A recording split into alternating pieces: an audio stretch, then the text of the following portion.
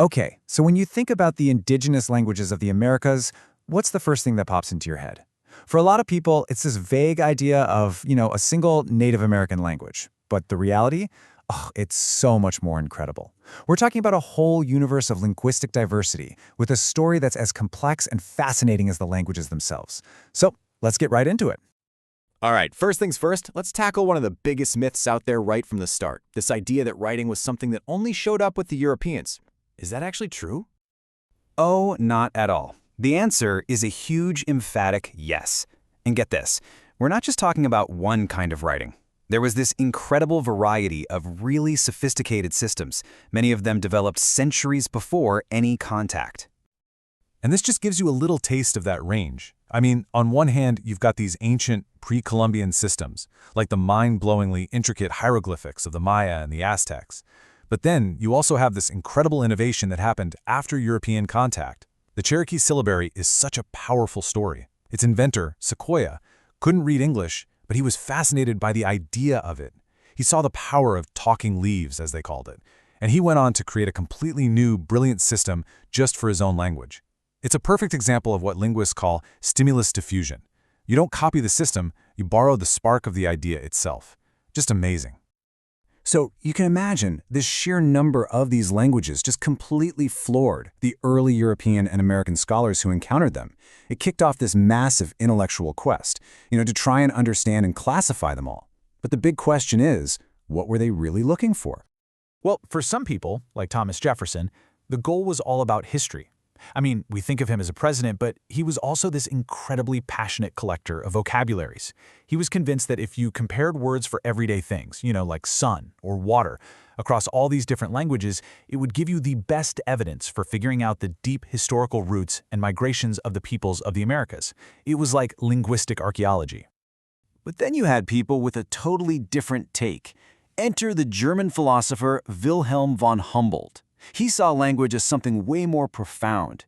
For him, a language's grammar, its very structure, was like a direct window into the inner form, or the unique spirit, the Volksgeist, as he called it, of a nation.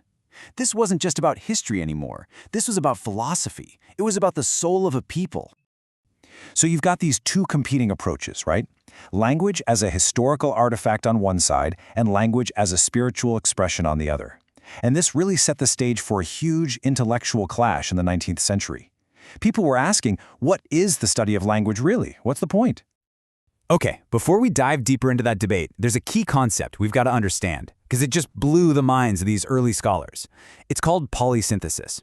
Basically, it's the ability to pack a ton of ideas, nouns, verbs, adjectives, the whole shebang, into a single, super complex word that works like a whole sentence.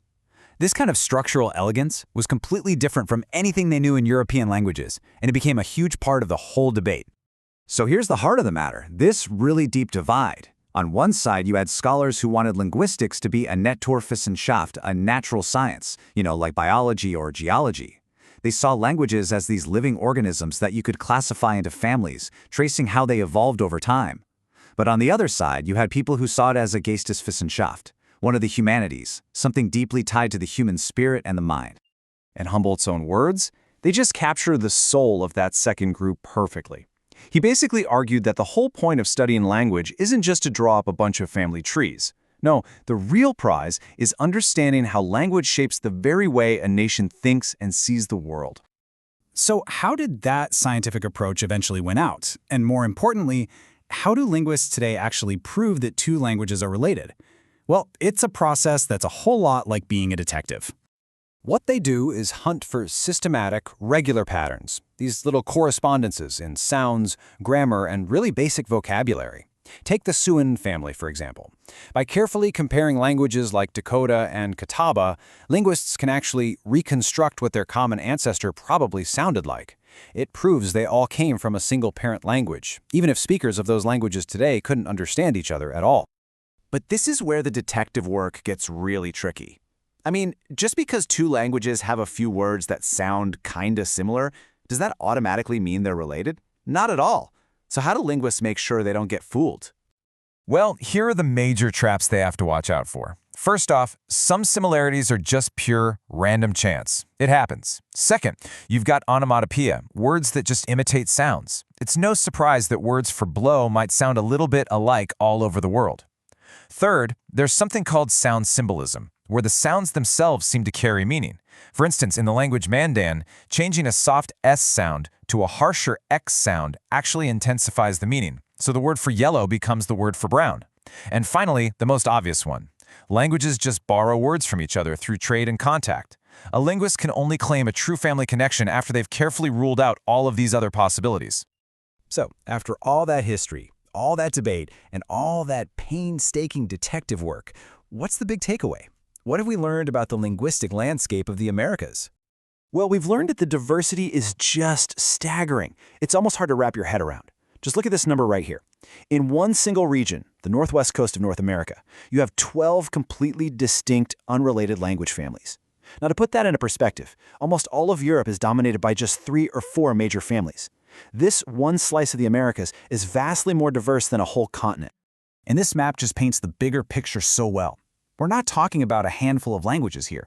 We're talking about this rich, complex mosaic of hundreds of languages, belonging to dozens of completely unrelated families. Every single one of them is a unique thread in this incredible tapestry of human history and human thought. And you know, this kind of brings us full circle, right back to Humboldt's idea. It leaves us with a final and pretty urgent question. If it's true that every language is its own unique way of structuring reality, its own mental power, then as these languages continue to disappear, what irreplaceable worlds of thought, what unique ways of seeing the universe are we all losing forever?